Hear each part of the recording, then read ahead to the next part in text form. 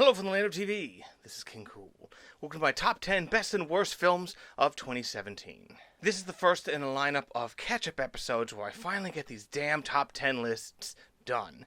I got really sick in January, February of 2018, which is about the time I would have worked on this list, and thus it just never got done. And as the year went on, I had other things going on, and it just kept falling further back, and I didn't do the other list because I didn't want to do them out of order, and it just got completely away from me. Maybe I could have got caught up in 2020, but I worked through most of that crap, so that didn't work out. You might say, hey, how can you make a list about the best movies in 2017 with several years of perspective weighing you down? Don't worry, I always pretty much wrote the script for the original at the time, so the list will be what they would have been in 2017.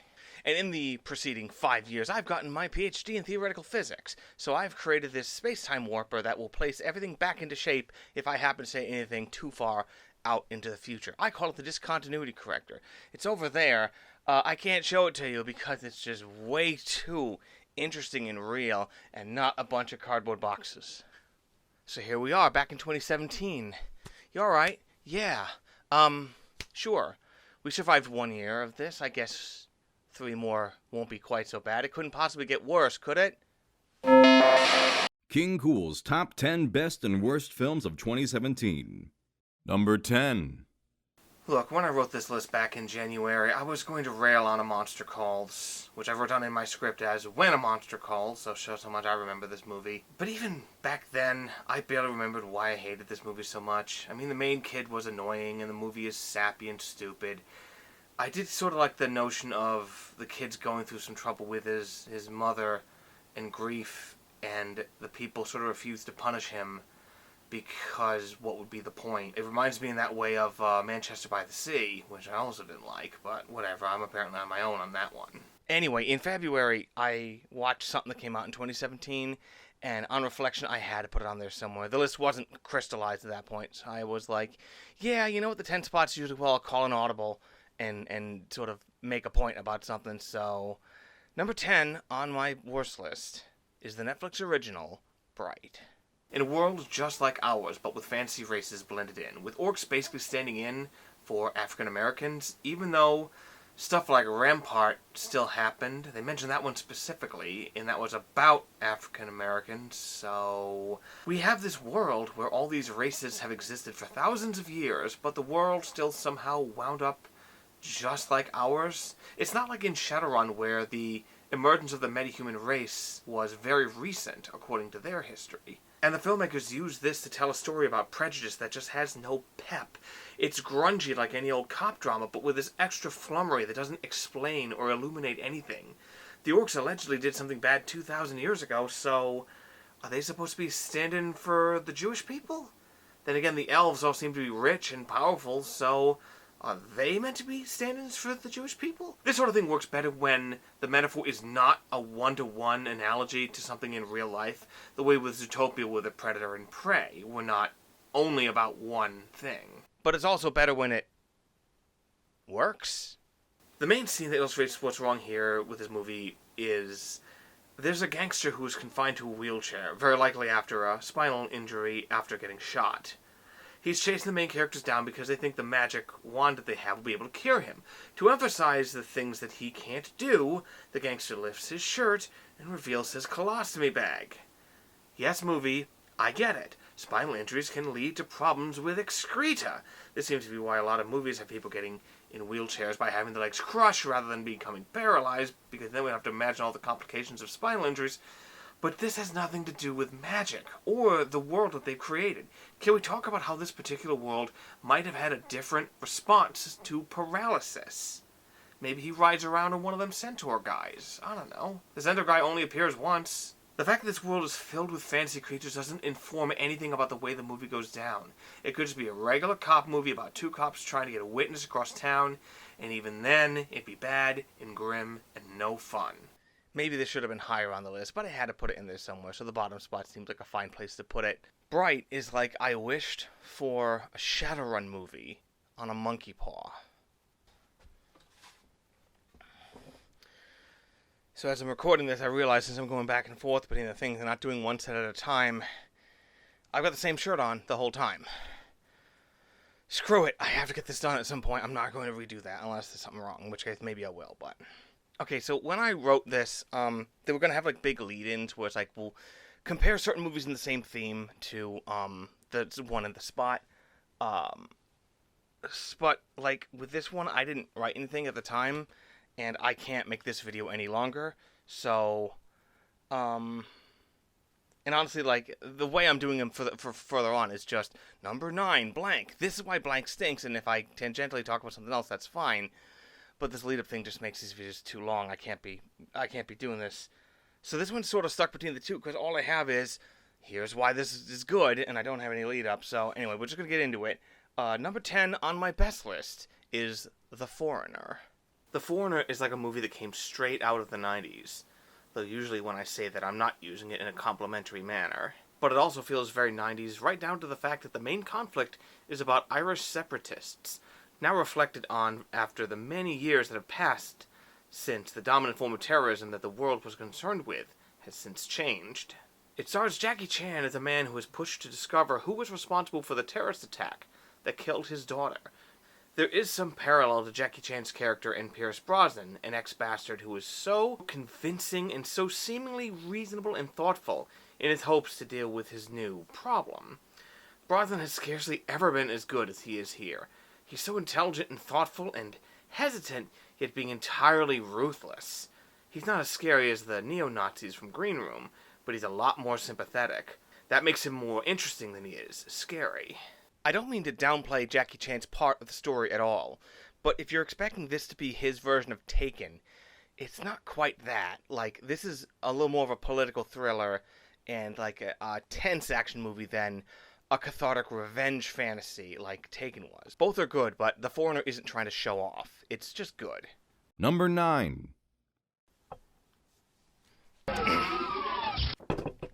Didn't take me long to do that, did it? I am temporarily deactivating the discontinuity corrector. So Wonder Woman did not make my best list this year. I haven't really watched these films since they came out, but I feel like it's about at the level of Thor and not quite as good as the first Captain America movie, which are the two Marvel movies that it most closely resembles. The people who are bellyaching because it wasn't nominated for Best Picture Oscar. 1, the Oscars are full of crap anyway, and you know that. And 2, you were kidding yourself. The problems with Wonder Woman, I sort of know how you could fix. I don't know where to start with number 9 on my worst list, Justice League. I mean, I guess you could start by just not giving the movie away to someone with a completely different theme. You know, it's just you chickened out partway through and just made something. Okay, maybe I do know, like, where I would personally start. Now, don't get me wrong. Just because this is in the same spot as Batman vs. Superman last year does not mean it's as bad as that movie. That movie maybe should have been higher than it was. But I at least remember a whole lot about Batman vs. Superman because it's so audaciously, powerfully bad. Justice League is so clearly the product of changing horses midstream, except they sewed the two half-horses together, and so much of it is spent undoing the last movie where they cut the horses in half, and when they sewed them together, it turns out they sewed both the ass ends of the horse together, and now they don't know how to feed it. Could you even imagine if any other franchise had done something like this? Like, let's just say, hypothetically, that Episode 8 was this complete wild departure from the previous movies. And then, they got scared somewhere along the way, and then Episode 9 was this enormous course correction to put it back. I'm like, don't you put that back in, you son of a... At the time, I wrote this about how the people who were craving the Snyder Cut were asshats, like the people who were trying to figure out how Clinton could have still somehow legitimately claimed the presidency in 2017. That seems positively reasonable compared to some other things that have taken place recently. Thank God we won't have to go through that again. Oh, yeah, it's off. I can say whatever I want. Haha, invest in Dogecoin. Don't, really. Get off Twitter. That's some evergreen advice right there. This entire franchise is in the hands of nitwits who do not know which way is up. The original theater release of Justice League's final, pitiful state seemed almost engineered to be unsatisfying for people who wanted either the goofy trivialities of Whedon or the faux significance and unwarranted mythic tone of Snyder. The real operators of this franchise spin the helm of the ship like a roulette wheel and wonder why they can't beat Marvel, even when they try their hardest and nick one of their original, now former, contributors, to see if they can finally right the ship. The theatrical version of Justice League ends with a post-credit scene that is pure Marvel and pure Whedon. It was a total capitulation to just trying to win on the same turf as Marvel, and it doesn't work. Allegedly, Gal Gadot threatened to leave the franchise if Brett Ratner wasn't excluded from future installments. We all know how that went now, and Whedon's exile has followed hence. I haven't seen the Rat Pack logo in ages, and that suits me just fine. But I was still crossing my fingers and saying, oh, just do it, you dimwits. Fire her. Get rid of the only thing that is definitely still working in your franchise, and let the entire thing grind to a halt. I was going to suggest this series needs a complete redo. Wipe the slate clean. Don't include a single actor, producer, designer, or crew member who was there from Man of Steel onward. No Cavill, no Affleck, no Godot, no Nolan, no Snyder, no Whedon, nobody. Start completely over. Maybe they'll try with that with Flash, but that's also apparently in peril. And I wrote this before that giant cancellation debacle that happened over at Warner Bros. Discovery, where they got rid of Batgirl and everything else. And I recorded the voiceover before it turned out that Henry Cavill isn't coming back, even after that cameo in Black Adam. I'm sorry, brother, I didn't mean it. To those of you that did put Wonder Woman on your best list of that year, at least I won't have to explain to their grandkids why I stood up for this movie about the female-empowered protagonist that nevertheless also had the deal-making Middle Eastern Lothario, the drunk, fight-hungry Scotsman, or the Native American gentleman who literally throws a tomahawk and uses, honest-to-God, smoke signals. Alright, we're back on. So how did that sequel to Wonder Woman do? Which of the two sign language heavy movies did I decide to put on my best list? The Shape of Water or Baby Driver? Actually, neither of them quite made the cut. Of the two, I liked Baby Driver a bit better, but The Shape of Water is very powerful when you're watching it. Guillermo del Toro is the master of emotional filmmaking, but when I thought about it for a little bit afterwards, I was left a little cold. And then, Shape of Water won Best Picture, which is kind of like finding out that someone you hate likes the same band that you do, and you're kind of like, eh. There was one more sign language movie, though there really wasn't that much this time, and though it's been a theme throughout the trilogy. Number 9 on my best list is War for the Planet of the Apes. In stark contrast to the DC movies, this trio of Planet of the Apes movies seems to have always had everything running against it. Let's do a prequel. Let's have CG apes. Let's cast James Franco, Gollum, and that other kid from Harry Potter. And it worked like hell. Now let's do a sequel with a charisma's block of beef from Brotherhood and that woman from Felicity whom everyone stopped watching because she changed her haircut. And that movie works too. Continuing from this point must have felt like they were taking a dare. But the interesting thing they did this time is that Caesar, the ape, is finally the protagonist. We follow him essentially for the entire movie, and the story involves the last stand of a human base trying to survive in the new world. The trailers make Woody Harrelson's role seem like it's an equal part to Caesar, like they're counterparts to each other, but it's not really like that at all. It's all Caesar's movie, and it works out great. Put a cap on this one, and we finally have a good trilogy in the books. Just keep Tim Burton away from it. Burn on Tim Burton! Burn! Tim Burton! Ooh-doo-doo-doo-doo-doo-doo! Number 8. In 2016, I saw so many terrible comedies. 2017, even the ones I sort of wanted to see, like Rough Night, ended up not seeing. Even Snatched, the follow-up film from Amy Schumer, and the first movie of Goldie Hawn in years. I just couldn't bring myself to see it. I was so worn out by bad R-rated comedies. And based on what someone I know who did eventually see Snatched said about a certain obligatory extreme gross-out sequence, I'm glad I missed it. So when I put Chips at number 8 on my worst list, just know there was a lot of other bad comedies I didn't see. Maybe I shouldn't pick on this one. But then again, Chips is gross and vulgar and sexual and mean-spirited and unpleasant and kind of sexist. It's like this whole movie has this greasy sheen all over it. And this is all despite the fact that I liked all the primary players in the movie, but the tone was set early on when Ponch, played by Michael Pena, gloated to a man that he arrested that he just banged his wife. 1, gross, and 2, good job getting killed by your new future worst enemy. It takes a lot to get Kristen Bell on my worst list, but Chips managed it. Hopefully I can slip her somewhere on the best list, and we can balance the universe again. The Lego Batman movie is a surprising treat and a worthy follow-up to the Lego movie. It's expertly cast and plays with the silliness of Legos and the silliness of Batman at the same time. In this movie, he is somehow every version of Batman. The Lego Batman movie didn't quite make the top 10 list. I gave it to one with a similar energy, but is a little more original and wild. Number 8 on my best list is the Captain Underpants movie. With a slightly simplified animation that is nevertheless extremely expressive, Captain Underpants is about a pair of class clowns who somehow hypnotize their humorless principal and convince him he is the titular superhero, Captain Underpants. This movie is quite juvenile. There's actually a character called Poopy Pants, but the humor doesn't come from, ew, poop is gross. It comes from, haha, poop is funny. It's sort of like the slapstick in the Paddington films. Slapstick isn't automatically bad or good. It's how it's done that matters. And Paddington's slapstick works because of how he ends up making things worse by earnestly trying to get out of the pickle he's found himself in. Captain Underpants is a very funny and reasonably innocent kids movie. And if we're going to have sequels to friggin' Angry Birds and The Secret Life of Pets, hopefully we can at least get a trilogy of these. Maybe one of those sequels will turn out okay.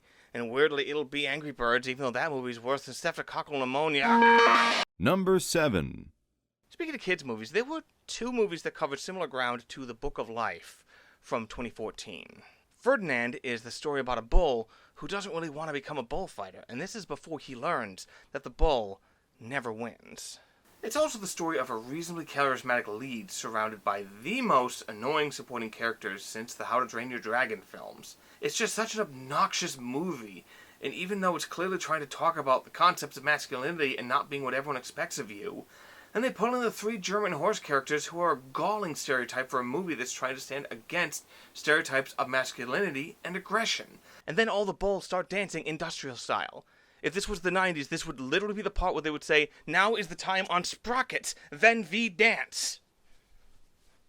For a kids movie that absolutely blindsided me with its lack of quality. Number 7, it gives me no pleasure to put this here. Number 7 on my worst list is the Lego Ninjago movie. The Lego movie is legitimately in my top 10 movies of all time. The Lego Batman movie, well, we already discussed that. But the Lego Ninjago movie is a crushing disappointment. For some reason, they didn't choose to draw anything from the long-running television show, instead starting with giant mech suits that are cool, but also get abandoned after the first half hour so they can go on a silly vision quest and try to deal with the new relationships they form with the villain. As far as like clever Lego stuff, there's one sort of interesting wrinkle that they give away in the trailers, which is a huge, stupid move to give that away. That should have been like a big surprise. And then there's a cameo from a particular small green Lego piece that anyone who used to build Lego will remember. And that's kind of fun, but not enough to save the movie. The Lego movie is about Lego. The Lego Batman movie is about Batman. The Lego Ninjago movie doesn't have a central theme like that, unless the theme is family, but the other 2 Lego movies are about that too. The Lego Ninjago movie is just an excuse to have 10 minutes of mech smashing up things, bang, bang, bang, and then the rest of it be filled with high school drama crap that I could get from any other movie that doesn't star Legos. It is devastating. Let's hope that sequel to the Lego movie is going to be pretty good. Hey, no discontinuity. That was pretty good. Like, if Lego Movie 2, I think I'll say this in a future video, if the Lego Movie 2 was Lego Movie 1, you'd all be like, that was a fine Lego movie. Please forgive this diversion. Coco was the Disney animated feature of 2017. It's the other film to touch on similar ground as The Book of Life, as this one centers around the Mexican afterlife.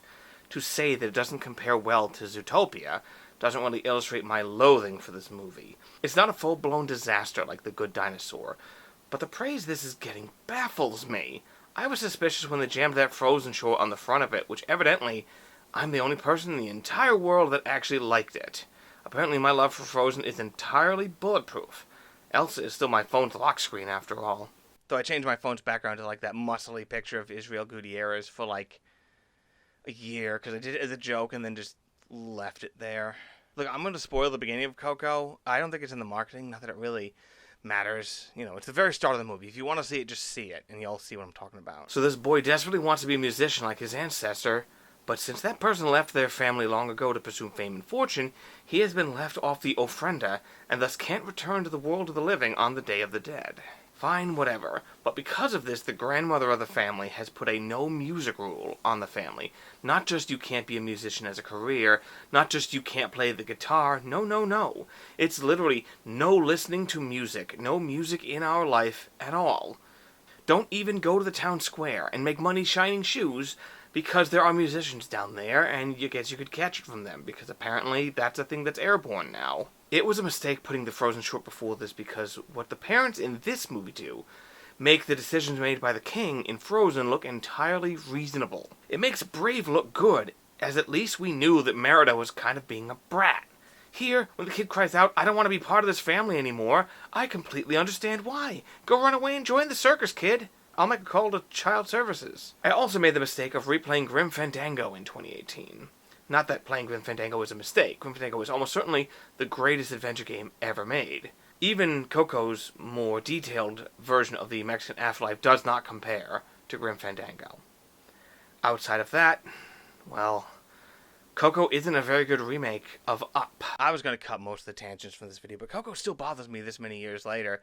It's the most out of step I've been with a Disney movie in a long time. But if you're looking for a funny movie about Mexican or Spanish culture, look for number 7 on my best list.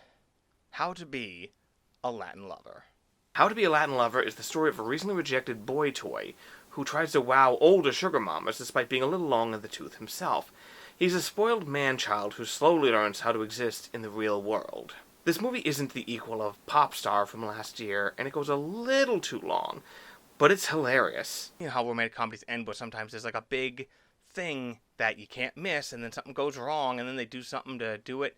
This time, yeah, he misses the big event, and there's no way to turn back the clock on that one. He just has to make amends in the future, rather than by, we're going to recreate this thing, or I'm going to slow it down by doing this, or whatever other nonsense these movies pull. It doesn't do that. It's just, you missed it, you messed up, make up for it the way you would in the real world. And yeah, he does contrive a little way to make things right, and it feels genuine this time. But since this, I actually don't remember what it was because I wrote this like 6 years ago. Number 6. Alright, like in July 2018, a year after I saw this one, I was trying to write something about King Arthur, Legend of the Sword. And I don't remember anything about this movie. Like, I could sit here and rewatch it, but I know I didn't like it, and this movie feels kind of like the big culmination of all the tropes and all the destined hero nonsense that's been floating in movies for a bit now. And if you're going to do it with anything, you might as well do it with King Arthur, I guess. But, boy, when this movie doesn't bore, it annoys, and it annoys a lot. I don't remember anything about this, and I'm not going to rewatch it. I could watch some of it to write something here, but I'm not going to. This is just going to be the segment for this. Number 6 on the worst list was King Arthur Legends of Sword, and I don't remember why, but I remember hating it. The Guy Ritchie's kind of met to Mets for me. I even liked that Aladdin live-action remake thing. I've never liked The Social Network, partially because it's underlit and overwritten junk, and partially because the movie is bullcrap, making Eduardo Severin the good guy after he's abandoned millions in tax liability by disclaiming his American citizenship. He says that's not why he disclaimed it, and I don't believe him. Yeah, the Zuck sucks, but nobody's in disagreement on this one. I don't know why he gets all the hate, and Elon gets to do whatever he wants. Yes, I wrote this in 2017, and 2017 was a fine time to hate both these dick faces. There's no discontinuity there. Remember the ending of Kingsman, where he, they got the satellite that's gonna kill people, but then his satellite goes wrong. So he just gets on the phone and says, "Hey, Elon, can I use one of your satellites to kill a bunch of people?" And he's like, "Yeah." Friggin' guys, Elon's always been a bad guy. And, I don't know why he even let them say that in that movie about him when he's apparently so touchy. It was kind of like when Nancy Grace was in Hancock, ripping on Hancock the whole day. And I'm like, I don't know why you let yourself get used in that way, where you're obviously meant to be the bad guy in this movie. Like, is she off the air? I friggin' hope so. It's kind of like when Jim Cramer was on Iron Man, which is by far and away the most dated part of Iron Man. Have you seen the phones they have in that movie? They're like little candy bar phones with a thing that slides out that way. It's so silly looking. The writer of The Social Network, Aaron Sorkin, had his directorial debut this year, and his capital has raised, in my estimation, substantially. Number 6 on the best list is Molly's Game. Molly's Game is a crime film not only where you root for the main character, but you grow to like her as well. She's not a slimeball trying to eke money out of rubes by hurting other people. She just falls into a somewhat criminal career by giving rich people something they want that they can't get anywhere else. The thrill of gambling. Maybe it's because Jessica Chastain, or even possibly Molly herself, is so much more sympathetic in this movie than anyone in The Social Network, either the real-life counterparts or the movie counterparts. Or maybe it's because she's so goddamn beautiful in this movie, I just couldn't help it. Maybe she could be doing something a lot worse and I'd be like, it's okay. Most surprising is Michael Cera's amazing heel turn as Player X, a celebrity poker player who is apparently based on an unnamed real actor. There are rumors of who it could be, but I won't speculate. I know a king and a queen aren't a great starting hand in poker, but I will defend Molly to the end of the earth. You guys shut up. This is what you say about your friggin' Pokemon starters. I would die for him. Shut up. Number 5. See, writing this so much later than the beginning of the year is hard because I forget some of the movies I used to compare to others to make the broader point about the year. But for number 5, the comparison just sailed right by. What would be the opposite of Molly's Game, where the stakes are shockingly low and the protagonist is deeply unsympathetic? Well, that would be number 5 on my worst list. Good Time. And it sure isn't. Good Time is such an unpleasant, gross movie. Molly's Game was about a hard-working and charming woman doing something that was barely criminal, versus a movie about a callous thug who uses everyone around him and screws everything up. There's a slightly interesting wrinkle after the main guy abducts his brother from the hospital, where the movie grinds to a halt to explain a whole lot of stuff that just happened. But otherwise, I found this just to be sleazy and exploitative, and not in the fun way. It's a movie about people I don't even want to know exist, much less watch a movie where they're the protagonists. But I guess at least this one shows that crime doesn't pay. Man, I bet those directors will never do anything that I ever like, and I bet it definitely won't star the Waterboy. Yeah, everyone made the joke already this year. But the biggest twist this year is that M. Night Shyamalan made a movie about multiple personalities, and he released it in January, and it's legitimately great. Number 5 on my best list is Split. Split is taut, thrilling, and scary, and buoyed by excellent performances, which, let's be fair, in an M. Night Shyamalan movie are not guaranteed. As far as I care, M. Night Shyamalan can make whatever the hell he wants. Remember, 2010, when he, produced that movie Devil about the haunted elevator? And that was also the same year that he wrote and directed but didn't produce, the Last Airbender film that wasn't based on his thing. Those are the 2 worst things he's probably ever made. Just let him make whatever he wants. It'll be good or bad, but it won't be as bad as either of those, I'm pretty sure. So yeah, Split's great. And I don't know what he's going to follow this one up with. Actually, I totally do. Number 4. We're having a lot of imports from Scandinavia after, the Girl with the Dragon Tattoo thing. Harry Holt is apparently a very big character in this one man's canon. So the first one we got is undoubtedly one of the worst movies of the year. One that's so bad it clearly just wasn't even ever fully shot. Number 4 on the worst list is The Snowman. The Snowman is the only movie on any list I've done so far that I'm pretty sure was never finished. In fact, the comments from the director say that they failed to shoot a significant portion of the script in principal photography, and I believe it. Voiceovers clumsily splice scenes together. Val Kilmer is clearly dubbed by someone who sounds like English isn't even their first language, and all of his scenes feel like they've been from some other movie. This feels like that Merlin movie from MST3K where someone Frankensteined 2 movies together. This movie was never finished, and thus, don't watch it. I don't care how much you miss Val Kilmer. So the movie that wasn't even finished is only 4 on the list. What does it say about the movies below this one that they are worse than a movie that wasn't finished? That's kind of like, look, if you dislike Burger King so much that you'd rather just eat a bag of flour. Apparently, don't eat raw flour. You can get salmonella from it. There's a warning on the bag for that. And I'm like, who's eating raw flour? Who loves cookie dough that much? That it's just I like cookie dough, but I just shouldn't have those raw eggs. I'm just going to start right at the bottom. People, I don't get it. Let's not belabor this one. Number 4 on the best list is John Wick 2. John Wick 2 pulls off the impossible. It's just as good as the first movie and expands the world in interesting ways. It puts our protagonist in new situations, as he sadly falls into debt to a very bad man and must be brought back into the world that he escaped in the first movie. I regret not putting the original higher on my list in 2014, and I won't make that mistake a second time. Number 3. Oh, like this is a shock. Number 3 on my worst list is the Emoji Movie. Like I said with Justice League, just because this is on the list, actually higher on the list this year, does not mean it's as bad as the Angry Birds movie. I really think that one's on the edge of being the worst kids movie ever made. So why is Emoji Movie better than Angry Birds? Well, except for the jokes involving the poo emoji, it's not as scatological or shockingly vulgar as Angry Birds. It's just an incredibly cynical and thoughtless movie, where the lesson is text people? I don't know. I'd rather watch this again than the Angry Birds movie, but I guess they tried harder in that one.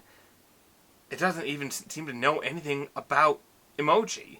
They have a breakfast club of the least popular emojis, and the aubergine is there. You know, the eggplant.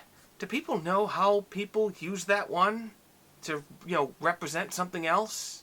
See, when you make best and worst lists, everyone has their criteria about what makes someone the best or the worst. For me, the worst movies are the ones that have the least reason to rewatch them. Now, I doubt I'd get anything out of rewatching the Emoji Movie a second time, but it wouldn't piss me off like Angry Birds did. Don't watch either one of them. Do you guys care what you put in your kids' brains at this point? Like, seriously. We'll just fill your lunchbox with anything. Here's a pen. Here's a box of sardines. Here's some matches. Like, you wouldn't be that careless with fitting your kid's stomach with this. Why do you do this with a kid's brain? I'm giving Spider-Man Homecoming and Guardians 2 the number 3 spot. Homecoming is the first Spider-Man movie I've liked without any reservations. And Guardians doubles down on the emotional and family ties themes in the first Guardians and makes a movie that is shockingly moving for the one about the rodent with the arsenal of guns and the tree dude. I used to joke that there was a certain obscure Marvel character that would be the next one to appear in a Marvel movie. I was always like, no way they used this character, he's way too obscure. And what do you know, I was wrong, here he is in this movie. And with Spider-Man, I was worried about the Vulture being the main bad guy, because I was like, who cares about the Vulture? But the new interpretation and the performance from Michael Keaton is great. Even the fur lining on his bomber jacket visually implying the feathers on the neck of a vulture. This is a fun movie.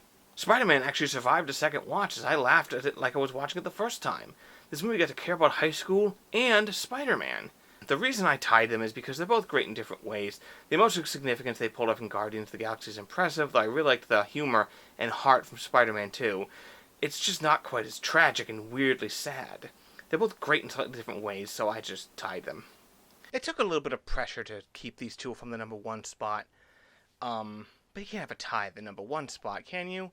Unless you're Roger Ebert and it's that year that Alexander and Troy came out. But that was a worst list, so you can have 2 movies be the worst of the year, I guess. Number 2. I still don't get what it is that people see in horror movies. This last Halloween, I played a horror game, and I started to understand what the appeal was for such a thing when I was in direct control of the action, if not in real danger. For me, that feeling does not translate into movies. For it to work for me, I need the character to be someone I sympathize with and want to see survive and thrive. Or at least people who I understand why they're being punished, like Unfriended, where there were various degrees of jerks, but believably so. The punishment may not have fit the crime, but when does it ever in a horror movie? In 2015, all horror movies were kept off the worst list, even though there were some stinkers that I really hated. 2017, we're not doing that. Number 2 on the worst list is The Bye-Bye Man. The Bye-Bye Man is like everything I hate in horror movies, all coalesced into one blob. It's like the anti-Split. The main entity in this movie is just one of these things that's impossible to defeat. It's not like It Follows where you can kind of slow it down, you can get around it, or you can evade it or escape it. There's one of these things with the like possession or whatever, where there is no escape, and it's so boring. He also makes people hallucinate, which they forget about at convenient times for the story. And then the characters learn just enough about this entity to know that they are just wheat before the scythe. Who cares? Who is entertained by this junk? The Bye-Bye Man is part of that cynical machine where they grind up teenagers to make up PG-13 entertainment for total twits. I wouldn't like this movie even if it was well made. And we'll see that way, way into the future. For the last few years, I haven't included movies that I've rented on this list, because generally, if I miss it, then I miss it. There was one movie I knew I had to see or else my list would not be complete, whether I liked it, I hated it, or I felt nothing about it. Number 2 on my best list, one that grabbed the zeitgeist like no other this year, is Get Out. Get Out is an excellent thriller, but a young African-American man who comes to the white, well-to-do and waspy neighborhood of his girlfriend's family, where there are a few African-Americans in residence who act really like no other African-Americans that he's ever met. Get Out is dripping with symbolism. The weapons of the antagonists are the silver spoon, that symbol of privilege, a trophy, though not a trophy for basketball, and that one piece of sports equipment evidently foreign to the African-American experience, the lacrosse stick.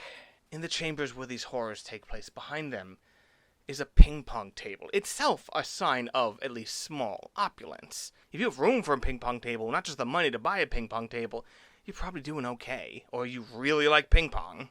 The presence of this recreational item in this chamber of horrors just shows how utterly deaf these people have become to the horrors that they are inflicting. And our hero is only delivered to absolution because he had to do something that his ancestors doubtlessly were forced to do. And here's the thing, if you really want to pretend all this metaphor stuff was there, you would still have a kick-ass thriller on your hands. It's still perfectly well developed, and if you just ignore all that, it's structured in a way where it all still works. This movie is so good that one of the secondary characters is a TSA agent, and it's played entirely sympathetically, and I don't mind at all. Jordan Peele has set himself up as one of the most fascinating filmmakers of our time, and I can't wait to see what he does next. As of 2023, I still haven't seen what he did next. I saw what he did next after that. Number 1. Downsizing is the latest from Alexander Payne, a director I've really never had much time for. It's about Matt Damon undergoing a permanent shrinking process so his money will go further in Tiny Town. Now, one of the first things I noticed in this world was a cameraman with a tattoo on his arm. Now, they explain that you can't get shrunk without removing everything inorganic from your body, like tooth fillings. Now that I think about this, do dentists get paid less after they're getting shrunk? Or do they get paid the same amount, but it goes way further? Because damn, they had a fleet of dentists doing the fillings for all the people getting shrunk, taking them out and putting them back in. Anyway, the camera guy had a tattoo on his arm. So, did he have that before he shrunk? Are the inks organic? Will the tattoo just grow over his entire body? Or did he get it when he was small? If so, there must be a tattoo artist out there who's getting shrunk and doing it then, but he doesn't want to get paid less for the same amount of labor and his skill, does he? The movie never really deals with this. I've got so many questions about this world that it's crazy. But at the end of the day, the thing I'm most interested in is when Matt Damon gets shrunk, is his career as an occupational therapist before he was shrunk. Downsizing is not the worst science fiction of the year. Then there was The Circle, a movie about Emma Watson joining an enormous fictional tech firm. Let me briefly stick up for The Circle, which has made tons of worse lists that I've read. The Circle is not one of the best movies of the year, but this movie has something that some movies about this sort of technology lack. They introduce a software that let people find people in the real world based on their cell phone camera, security footage, and so on. So they use this to try to find someone who's been hiding from this online scrutiny, and he runs away, to be chased by lots of people with cell phones, by cars, even drones, and then, well, it's not the best ending for this poor individual. There was a critic who said, yeah, the people who are most affected by internet mobs are white working class folk. No, you stupid donkey! The point is that every time a giant internet hate mob forms, that wall is made up of individual bricks. And every one of those individual bricks is a person who leverages their Twitter account, their Tumblr, whatever, and they think about it and say, you know what? Piling onto this person right now is absolutely the right thing to do. Look, we like to think of the internet as this giant ocean that moves on imperceptible forces and that we have absolutely no control over. But that wave is made up of people who've all decided to use their tiny internet presence as a means to hurt someone. It's sort of the way that many hands on the Ouija planchette will move it towards certain letters without any particular person meaning for it to. Gamification and the internet are like this giant lens that take away empathy and make you forget how you would rather be treated. The Circle is a lot of things, but thoughtless about internet culture? No, it's not. But The Circle is also not the worst movie of the year. With so much to choose from, what is the worst science fiction movie of 2017? It would have to be something really, truly disastrous. It would have to be something as ponderous and smug as it was dramatically inert, where practically every line of the script could inspire a few minutes of breakdown, where scenes are ripped wholesale off from its source material, but any context for them scoured off like the serial numbers on a robber's gun. It'd have to be a movie so bad that it made me think, Was I too hard on Ex Machina? Was I too hard on Chappie? Was I too hard on Transcendence? Number 1 on my worst list, the worst science fiction movie of the year, is Ghost in the Shell. this interpretation of Ghost in the Shell could possibly be one of the worst movie adaptations ever made. For instance, in the original Ghost in the Shell movie, Motoko kicks a ghost-hacked guy who believes he had a child. But the picture of his kid he's been looking at is actually a picture of him and his dog. The man has no kids.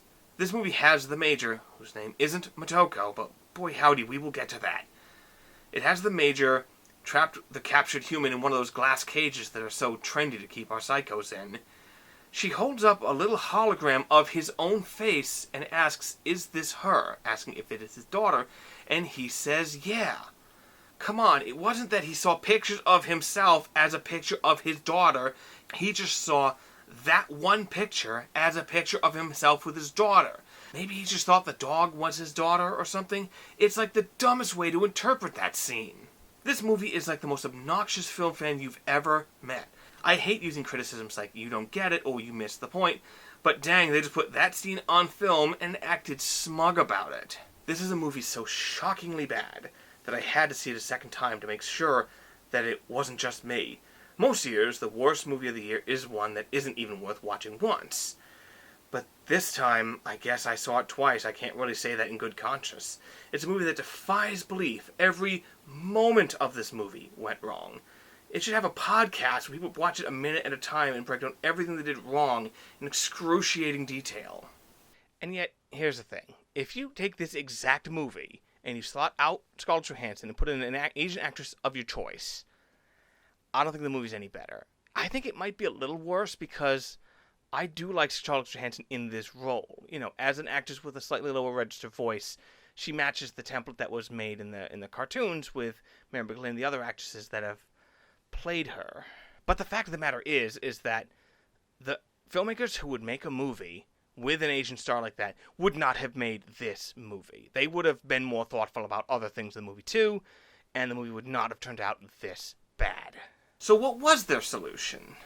It turns out that the Major, Johansson's character, is actually an Asian woman's brain, a woman named Motoko, and she's had her memories suppressed by the creators of her body.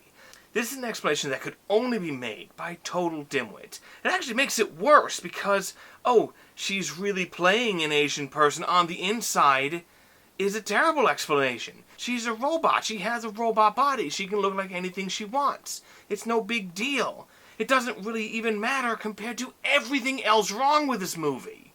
The competition for worst live-action anime adaptation is fierce, but we have a new champion.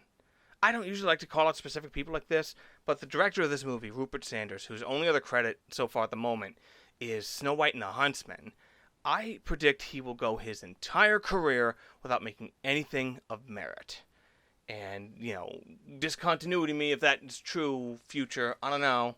At the time of shooting this, he still really hadn't done anything else. I think he shot the first episode of Foundation. If you told me back in 2017, hey, they're going to make a Foundation show, I'd be like, radical. I haven't seen it. It's on Apple Plus. I'm not watching anything on Apple Plus. If I were being honest and counting Best of 2017 as best movie I saw in 2017, the winner would be Silence, Martin Scorsese's movie about Christian missionaries in Japan. It's phenomenal, intense, and moving, and spiritual. But of course it came out in 2016, so that doesn't count. Every year we have at least one movie like this, which came out too late because I saw it too late in the year, or it didn't come out in my area at the time, because it got re-released, because it got nominated, or because I was hungover from too many Dr. Peppers, but that's not the point. We continue to have movies that are based on a true story bold-facedly say that at the start of them. I've stopped keeping track of the ones that do that obnoxious crap because evidently it's not going to stop. The actual last movie I saw in 2017 was All the Money in the World, the drama about the kidnapping of J. Paul Getty III. The problem with this movie is it just goes too far off the true story and moves into bullcrap territory by the end. When a major participant dies at the end of the movie, I finally threw up my hand and said, this is too far. You can't just kill someone in your biopic just because it gives the movie significance. Why not do what really happened after the kidnapping story was over, where the kidnapped lad tried to call his grandfather to say thank you, but he wouldn't come to the phone. The fact of the matter is that stuff surrounding this movie is the only reason that this didn't drop like a rock and get forgotten about immediately, between having to reshoot the movie to remove the disgraced Kevin Spacey, and with Mark Wahlberg getting paid a lot for his reshoots when nobody else did. Reshooting this movie with Christopher Plummer might have actually worked against the theme of the movie. As J. Paul Getty, Plummer is much more sympathetic than I imagined Spacey would be. So when Getty explains that he would not pay his grandson's ransom because he's got 10 other grandsons, I get it. The more charismatic they make him, the less effective he is as a nominal villain. Ridley Scott says he doesn't intend to release the footage with Spacey in the role. I know it wouldn't be on a DVD or anything, but for film schools, why not? It's really up to him. But if he chooses to simply destroy the footage, he will take the only remotely interesting thing about this movie along with it. Now, All the Money in the World probably gets more right factually than The Greatest Showman, which is so far off the mark it's frankly ridiculous.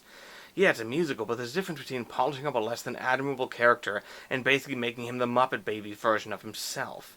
And even then, there's a difference between that and basically getting every single detail of his life wrong. I actually think The Greatest Showman would have been better served by having less songs in it. 3 of the songs are really good, and then I can't even tell how many other songs are in the movie because people just break out into uninspired songs all the time. The ones that work are the ones that move the characters forward, but too many of them just stay in a holding pattern and say, this is how I feel right now, la la la. Now say what you will about The Man Who Invented Christmas, a total mess of a movie. At least it gave me a scintilla of insight into Charles Dickens' early life, and why his experiences affected his writings and his beliefs. At least I learned something from it.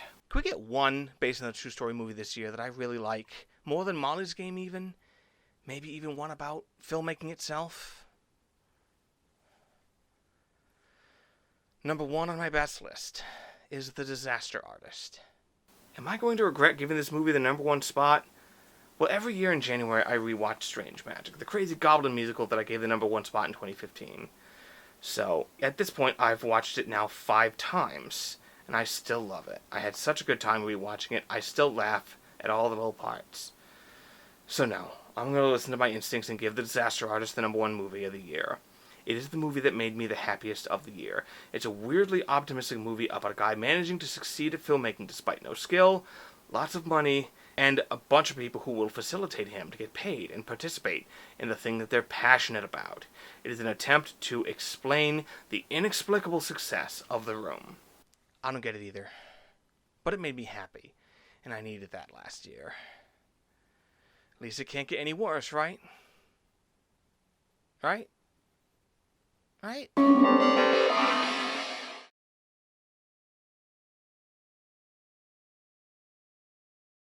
A big thanks to Sungwon Cho, who you might know as ProZD, for recording the intro and the countdown for me.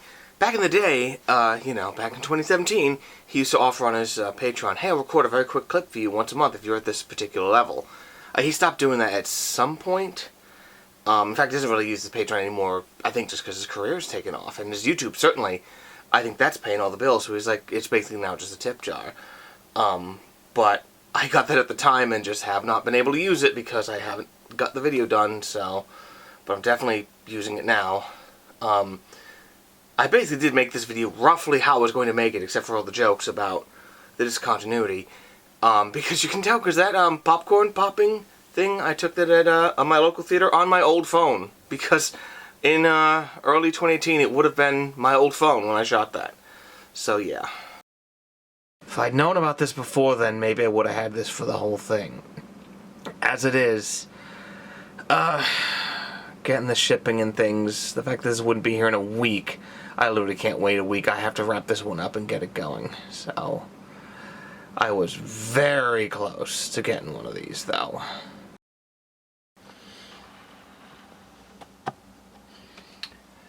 One down. 5 to go. Mott Shank, he is Mott Shank. Mott Shank, he is Mott Shank. Mott Shank, baby!